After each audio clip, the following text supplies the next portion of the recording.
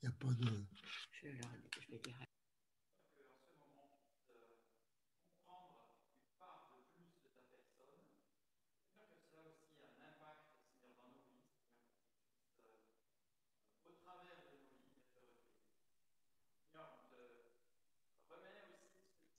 dire. Voilà. Ah, il y a tout le monde qui entend. On n'entend pas.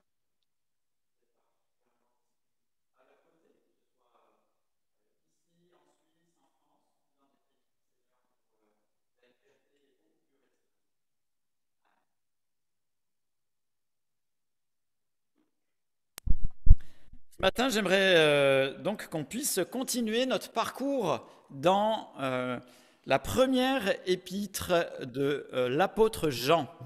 Ça fait plusieurs dimanches qu'on suit cette épître et on continue texte après texte justement pour ne pas louper une partie de ce que Dieu a transmis au travers de cet écrit de l'apôtre Jean. Et Jean est un très très bon pédagogue parce que il rappelle les vérités. Et en fait, son épître est un petit peu comme il donnerait une vérité, il fait un tour, il donne une deuxième vérité, il expose une troisième vérité, et ainsi de suite. Et donc, la construction se fait beaucoup par rappel, et à chaque fois, il rajoute une notion supplémentaire. Et ce matin, on va voir ce qu'on a déjà vu, qu'il y a un lien entre la foi en Christ et l'appartenance avec la famille de Dieu. Il y a un lien entre aimer Dieu et aimer tous ceux qui ont foi en Christ. Et puis il y a aussi, on pourrait parler de ce cercle vertueux, aimer Dieu, ça rejoint à aimer les frères, mais aussi à aimer les commandements de Dieu. Et ça, on l'a déjà vu. Mais ici, l'apôtre va rajouter quelque chose de supplémentaire. La clé pour vivre notre foi dans le quotidien. Face à une société qui n'est pas sur la même longueur d'onde, il va nous montrer comment pouvoir vivre cette foi, cette vie d'enfant de Dieu dans le quotidien. Alors, on va lire la première épître de Jean au chapitre 5. Le texte va vous être affiché parce qu'il est dans Parole vivante. On va afficher le texte, vous allez voir. On remercie Hélène qui... voilà. Encore un, voilà. En fait, si j'ai choisi Parole vivante, parce que c'est une transcription de la Bible et en même temps que il y a une part explicative dans la traduction et qui aide beaucoup quand on se plonge d'une manière directe dans le texte. Tous ceux qui croient que Jésus est le Christ sont enfants de Dieu. Et ceux qui aiment Dieu le Père aiment aussi ses enfants. Comment savoir que nous aimons les enfants de Dieu ? Nous les aimons si nous aimons Dieu et si nous obéissons à ses commandements. Oui, aimer Dieu, c'est garder ses commandements.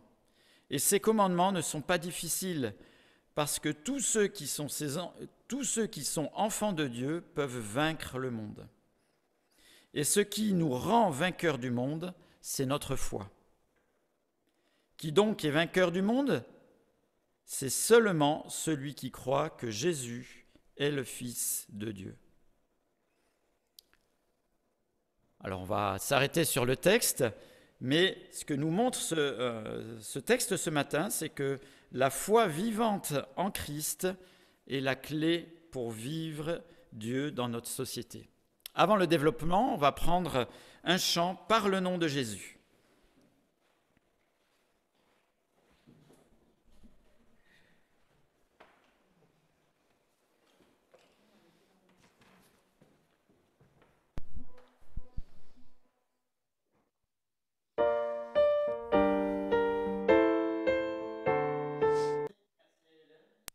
En même temps les arrivées des personnes et passer les paroles en même temps.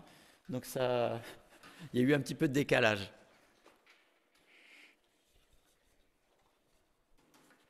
Notre réelle foi en Christ a un impact immédiat, un impact maintenant.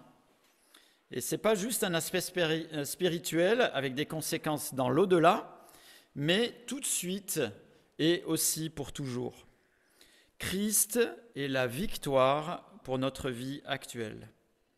Et la foi vivante en Christ, c'est la clé pour vivre Dieu dans notre société. Croire en Christ réellement, ce n'est pas juste quelque chose d'intellectuel ou croire à la réalité de Christ, croire que Christ a existé, mais c'est croire réellement. Les forces occultes nous disent la parole de Dieu, croient en Jésus. Ils croient que Dieu existe, ils croient que Jésus existe et même qu'il est victorieux. Pourtant, le fait de savoir qu'il est là n'est pas une foi réelle en lui, et c'est d'ailleurs pour ça qu'ils tremblent et ils connaissent déjà l'issue de leur choix, c'est leur défaite. Quand la Bible parle de croire, ce n'est pas donc juste une connaissance, mais c'est de placer toute notre confiance en lui. Toute notre confiance en sa personne, en ce qu'il a fait pour nous, par sa mort à la croix et par sa résurrection, qui est le signe de la victoire sur le péché. Sur le péché, alors des hommes, mais sur mon péché, sur notre péché d'une manière personnelle, si on le croit pour nous personnellement. J'ai une question. À qui feriez-vous confiance d'une manière aveugle ? À qui feriez-vous confiance d'une manière aveugle ? Croire en Christ, c'est faire encore plus confiance que l'on pourrait se faire confiance ou faire confiance à la personne la plus fiable que l'on connaisse. C'est avoir encore plus qu'une confiance aveugle. C'est vraiment placer toute sa vie entre ses mains. Et le texte de ce matin nous dit que croire en Christ de cette manière-là a un impact familial immédiat. Nous avons un Père qui est Dieu et nous sommes rattachés pour toujours et définitivement à cette famille. Et en même temps, nous sommes enlevés, arrachés à le lien que l'on avait avant. Et ce lien, c'est celui de l'ennemi de Dieu qui avait la tutelle sur notre vie. Qui dit une nouvelle paternité, dit une nouvelle famille. Et donc, on n'est pas juste des croyants tout seuls, même si on est séparés, qu'on est par écran interposé. On n'est pas des chrétiens tout seuls, et je ne suis pas le seul racheté sur la terre. Tous les rachetés par Christ sont les enfants de Dieu, sont la famille de Dieu. Tous les rachetés par Christ. Ça ne dépend pas d'une religion, ça ne dépend pas d'une église, ça dépend de Christ. Tous les rachetés par Christ font partie de la famille de Dieu. Et dans cette nouvelle dynamique de famille, l'amour n'est pas sélectif. On a peut-être, nous, une notion de l'amour qui est assez sélective. On aime bien certains, puis d'autres un petit peu moins bien. Dans la famille de Dieu, ce que nous dit le texte de ce matin, c'est que l'amour n'est pas sélectif, il n'est pas à la carte, mais l'amour vécu avec le Père, pour ce qu'il a fait au travers de Christ, implique un amour vécu avec tous les rachetés par Christ. C'est un vrai amour et on s'est arrêté les fois dernières au chapitre 3 et au chapitre 4 sur ce qu'était la notion de l'amour, comme en parle la parole de Dieu. L'amour est un amour qui prend les devants, c'est un amour qui est engagé, qui est délibéré, c'est un amour qui est sacrificiel, un amour qui se donne et qui donne, et c'est un amour relationnel, en opposition avec un amour égoïste. Alors, l'objectif est très élevé, aimer les autres de cette manière, aimer tous les rachetés de cette manière, l'objectif est élevé. Aimer Dieu aussi de cette manière est aussi quelque chose, un objectif très très élevé. Et on pourrait dire qu'on vient de loin parce que nous avons les mauvais réflexes de notre vie souillée par le péché. Alors Dieu, ici dans le texte de ce matin, par la plume de l'apôtre Jean, donne un repère pour savoir si nous sommes dans l'expression de cet amour. Un repère, mais aussi en même temps une aide précieuse. Il est parlé de commandements. Et les commandements dont la parole de Dieu parle, c'est des commandements qui nous projettent dans la pensée de Dieu, qui sont là pour rappeler la pensée de Dieu et ce que Dieu désire pour notre vie.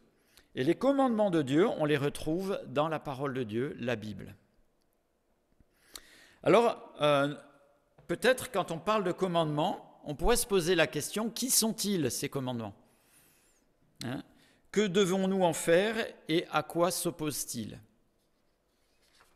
Alors, qui sont-ils ?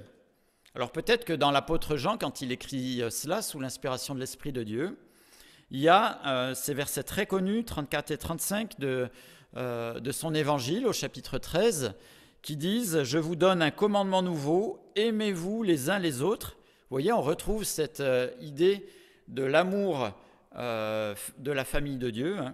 Je vous donne un commandement nouveau, aimez-vous les uns les autres comme je vous ai aimé, vous aussi aimez-vous les uns les autres. C'est à cela que tous reconnaîtront que vous êtes mes disciples, si vous avez de l'amour les uns pour les autres. Ça, c'est un des commandements donnés spécifiquement par Jésus, qui fait partie d'autres commandements qui nous aident à exprimer la vie de racheté et qui nous aident à mieux aimer Dieu. Mais ce n'est pas l'unique et le seul commandement.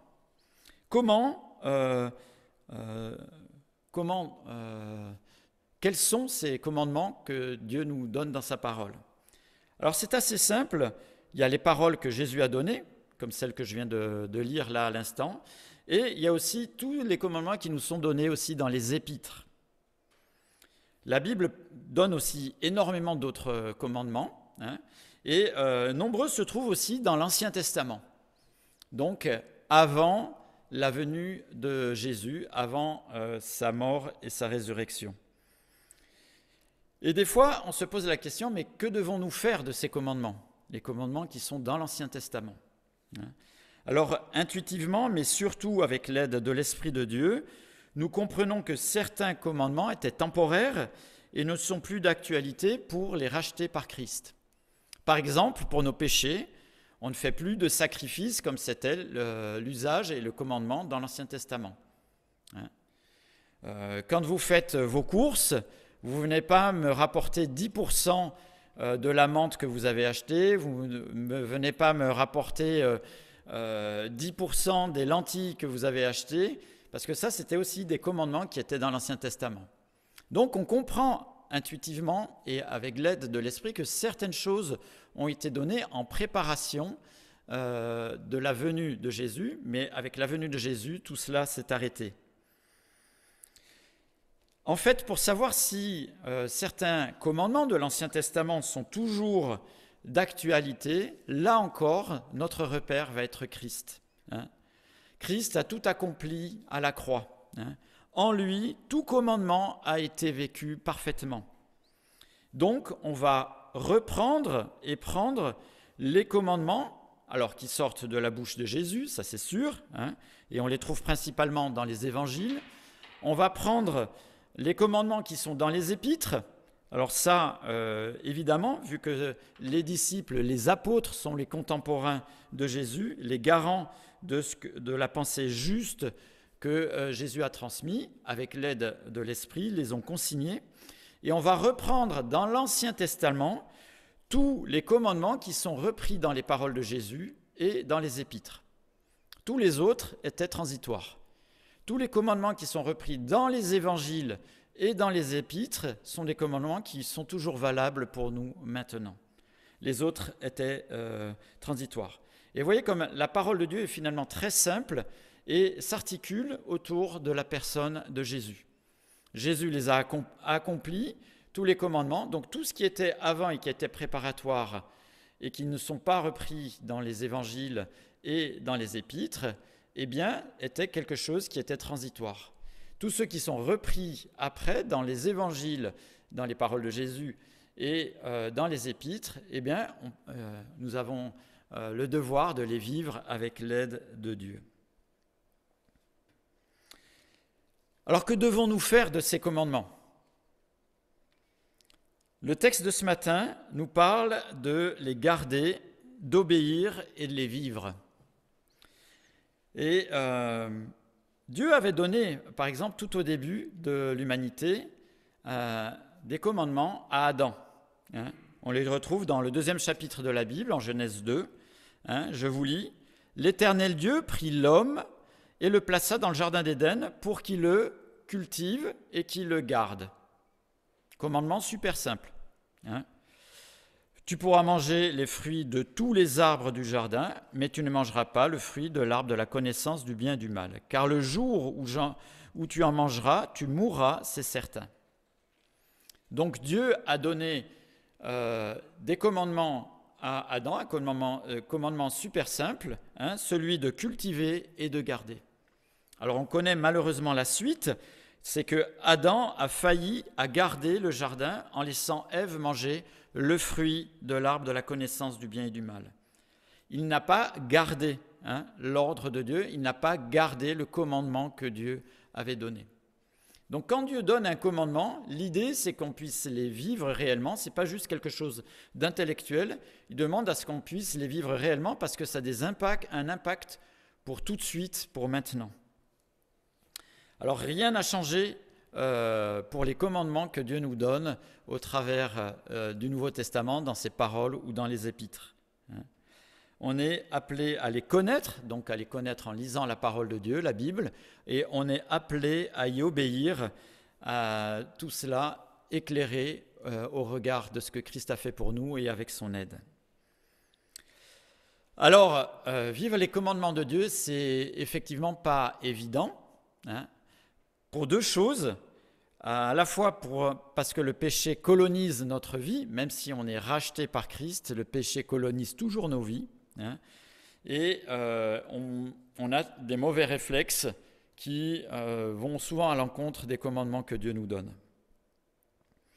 Et l'autre problème, c'est qu'il y a souvent, il y a un décalage entre les commandements de Dieu et la pensée qui nous entoure, la pensée de la société qui nous entoure, la pensée du monde, comme nous dit le texte ce matin.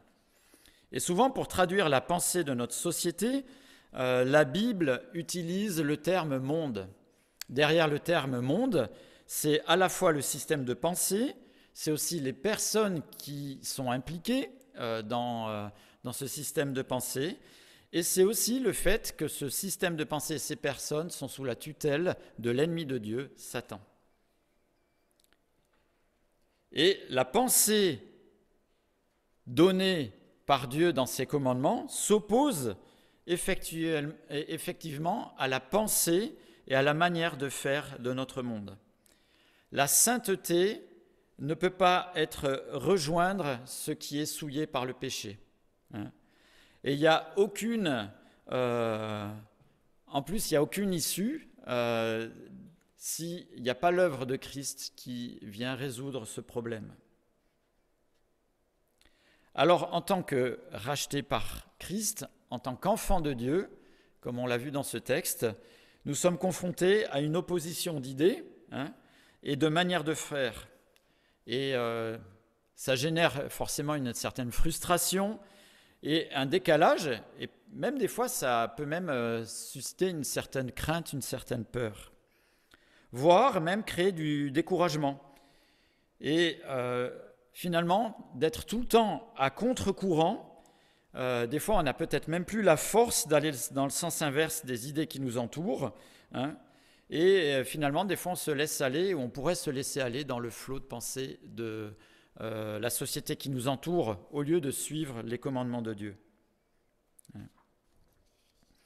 Mais le texte de ce matin est très encourageant parce qu'il nous dit comment être victorieux par rapport à ce cercle qui serait négatif, qui nous conduirait à laisser les commandements de Dieu. L'idée de ce texte, c'est de triompher du monde. Alors, ce n'est pas de pourfendre les personnes qui sont autour de nous, rassurons-nous, mais c'est de triompher du système de pensée et des valeurs qui sont communiquées dans la pensée de notre société. Donc, de triompher pour que nous soyons vainqueurs par Christ. Pourquoi ? Parce que lui l'a déjà vaincu. Et tout cela, le secret, vous l'avez vu à la fin du texte, il est question de la foi. la foi vivante en Christ. Et quand la Bible parle de cette foi, c'est à la fois le contenu de la foi, on a foi en quoi, hein, et la vigueur, la force de notre foi, est-ce que c'est quelque chose de vivant ou est-ce que c'est quelque chose de théorique? Plus notre foi sera vivante en Christ, donc ça c'est en Christ, c'est le contenu, hein, plus notre foi sera vivante et entretenue, moins on se fera piéger par le système de pensée et d'agir de notre société. Plus on entretient notre foi, mieux on sera conscient de ce que Dieu désire pour lui. Attention, dans le texte ce matin, on pourrait croire que la victoire sur la manière de penser de notre société, la manière d'agir de notre société pourrait venir de l'observance des commandements, hein, ou voire même de la foi si la foi avait une valeur intrinsèque. Mais ce que nous montre le texte, c'est que c'est Christ qui est le secret de la victoire.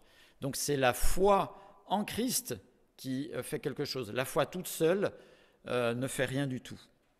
Et une foi réelle et entretenue en Christ nous rapproche toujours plus de lui.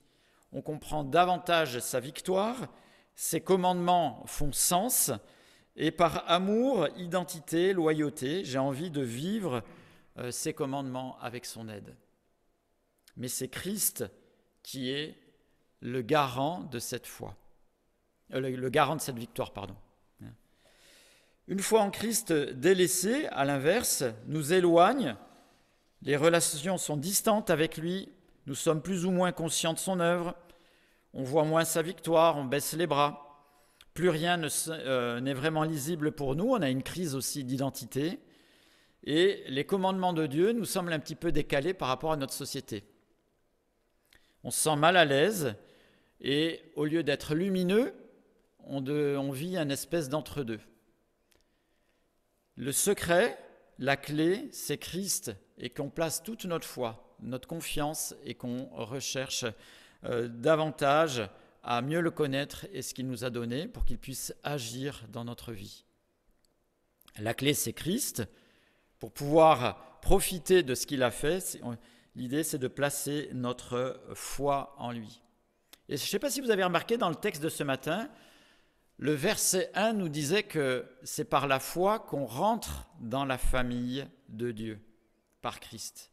C'est par la foi que l'on rentre dans la famille de Dieu par Christ. Et là, c'est exactement le même chemin pour être victorieux de ce qui nous entoure, que ce n'est pas un impact négatif dans notre vie, eh bien, c'est toujours par la foi en Christ qu'on peut triompher du système de pensée, des choses qui sont autour de nous.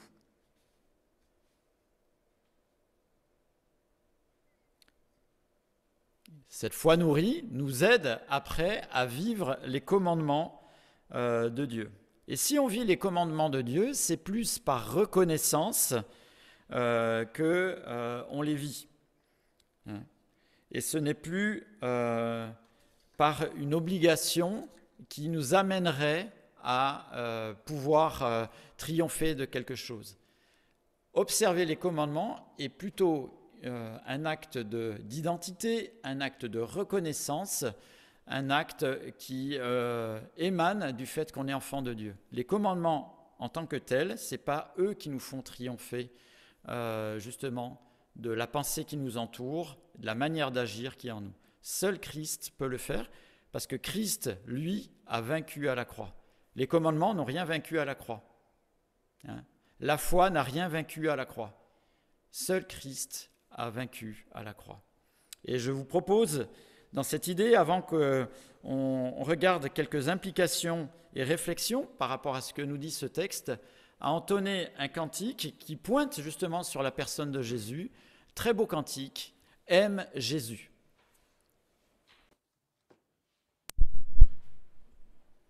Très joli cantique, simplement aimer Jésus, et c'est le cœur du texte de ce matin. J'aimerais juste revenir, prolonger la réflexion par rapport à ce texte sur 2 points. Que faire des commandements, et puis quel aussi impact ça a dans notre éducation pour nous qui avons des enfants, nous qui sommes croyants et pour lesquels on aime et on veut leur donner une éducation chrétienne. Que faire des commandements, hein? L'obéissance aux commandements de Dieu, alors ce que on va retrouver donc dans les paroles de Jésus, dans les épîtres, sont plus en lien avec l'amour qui nous lie à Dieu, hein. En fait, vivre les commandements que Dieu nous donne sont plus notre manière d'exprimer notre affection, notre amour, notre reconnaissance. C'est plus en lien avec la fidélité et la loyauté, hein. Et c'est aussi l'expression de notre nouvelle identité, l'identité de la famille de Dieu. Si je suis de la famille de Dieu, je vis les commandements de Dieu, hein. Le terme d'ambassadeur est aussi utilisé pour les croyants. Un ambassadeur représente la politique de son pays, il ne représente pas la politique d'un autre pays. Et c'est pour ça aussi qu'on veut vivre les commandements de Dieu. C'est par aussi expression de notre identité en Christ, hein. Et la victoire, et je vais le répéter, la victoire sur le système de pensée qui est autour de nous ne va pas dépendre de notre observation des commandements, mais elle dépend de Christ, hein, et d'une foi vivante, réelle, attachée à Christ, hein. Ce n'est pas mon obéissance biblique qui va avoir un impact sur le monde, c'est Christ au travers de ma vie qui va avoir un impact autour de moi. C'est parce que j'aime Christ que je vis ses commandements. Mais c'est Christ qui va avoir un impact. Ce n'est pas l'observation de commandements. Et si je prends le temps de le souligner, c'est qu'il n'y a pas de méthode efficace face au monde, face à mes problèmes, hein. Il n'y a pas de méthode efficace.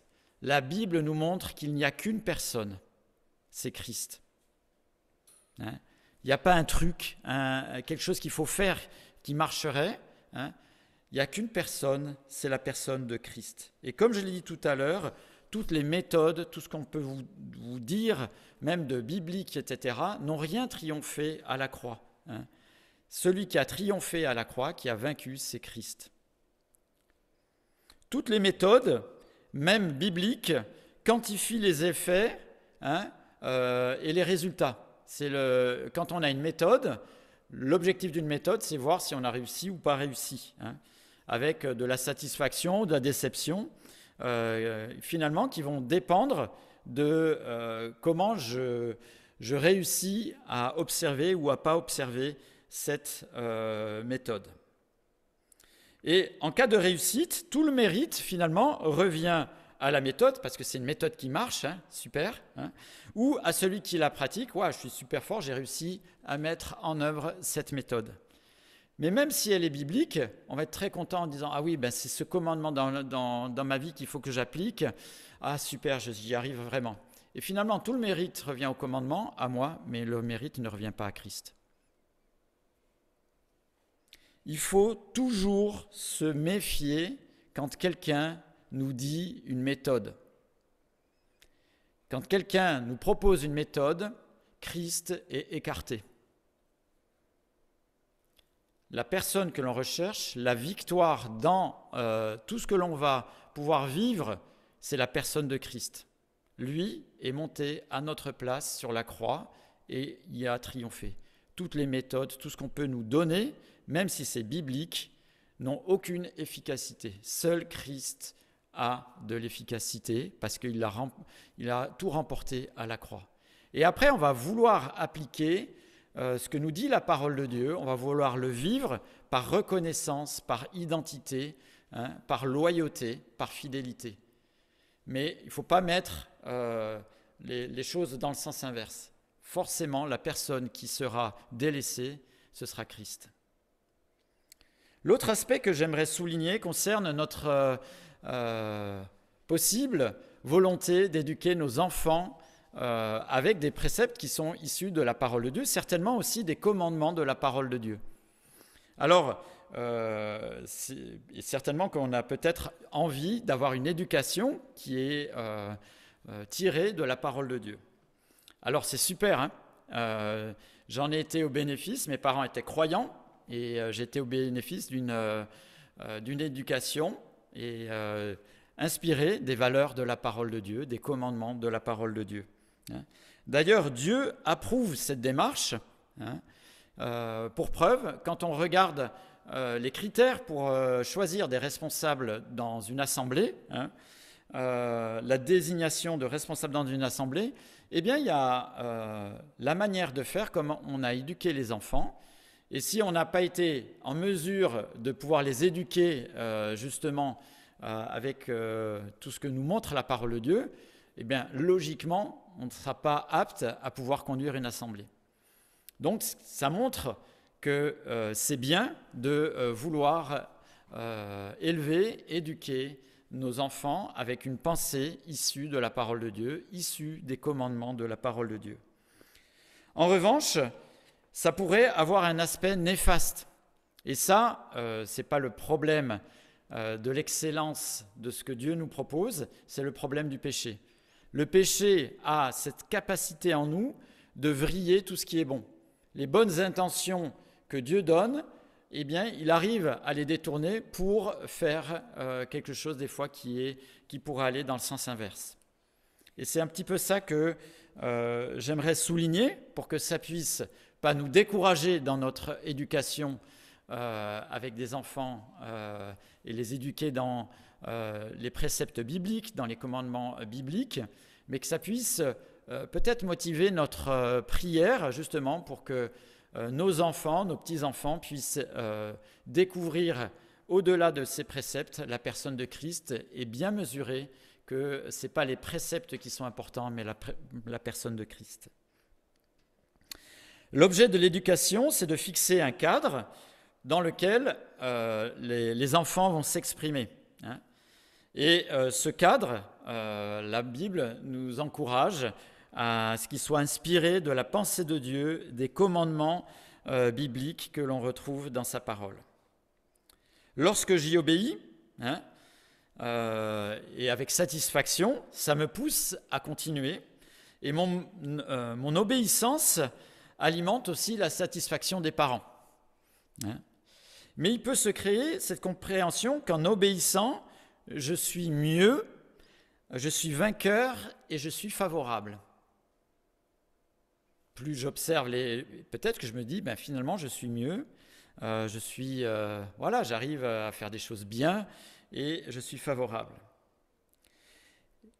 Malheureusement, dans ce système de pensée, l'œuvre de Christ sur la croix peut-être me semble moins forte quand je suis enfant, éduqué dans ce cadre-là, parce que l'éducation a permis de gommer ou de contenir, sans le résoudre, des aspects qui sont des aspects que la Bible réprouve. Et ça peut avoir aussi des conséquences quand on est plus grand, même quand on est racheté par Christ, parce que je peux entretenir ce mécanisme qui fait de moi quelqu'un qui répond aux lois, aux commandements, et qui est autosatisfait, et qui est en fait dopé par cette satisfaction de l'observation. Comme enfant, en répondant aux commandements, j'étais satisfait, ceux autour de moi étaient satisfaits. Je peux avoir aussi cette conception, quand je suis plus grand, que répondre aux lois de Dieu augmente mon autosatisfaction. Ce que j'aimerais rappeler, c'est que Christ est autant mort à la croix pour moi, enfant qui ai grandi avec des préceptes chrétiens, avec des parents croyants, et la puissance de la croix est tout aussi déterminante pour un enfant éduqué dans un cadre chrétien que dans un cadre qui ne le serait pas. Et surtout insister sur le fait qu'il n'y a rien de méritoire. Et c'est là où des fois on a peut-être un petit décalage qui se met dans la tête pour les enfants croyants. Il n'y a rien de méritoire dans ma vie quotidienne de croyant. Tout est par grâce. Et c'est par reconnaissance et avec l'aide de Dieu que j'ai envie de vivre à la ressemblance de Christ.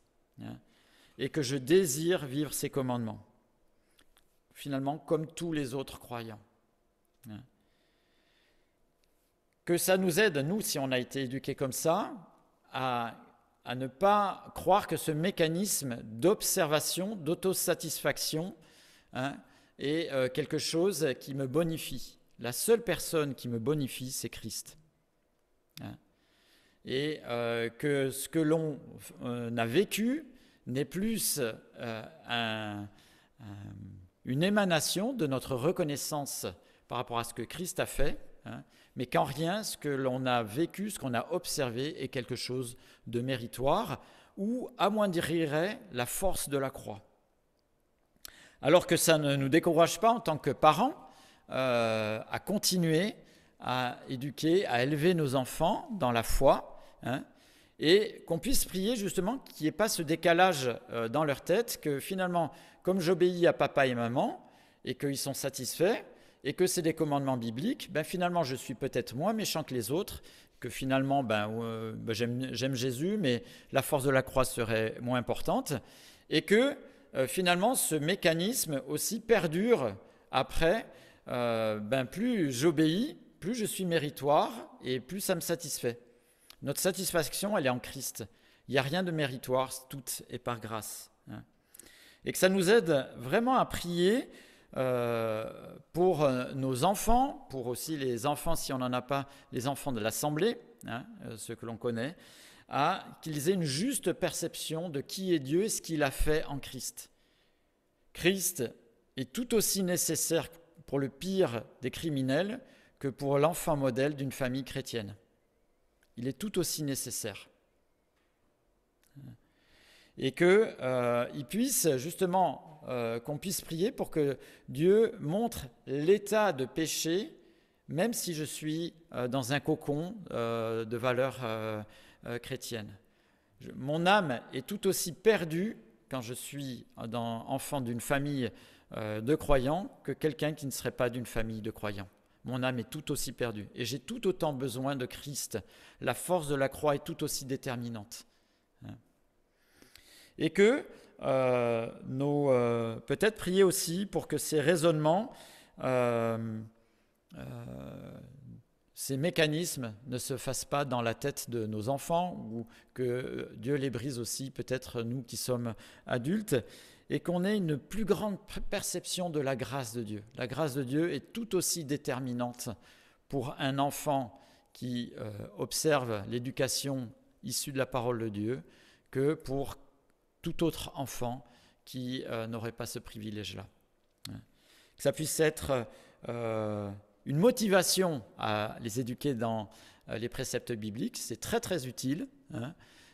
Mais par contre, après qu'on ait pour les enfants, qu'ils aient une bonne perception de l'œuvre de la croix, de la grâce de Dieu et de la juste place justement de l'observation des commandements de la parole de Dieu.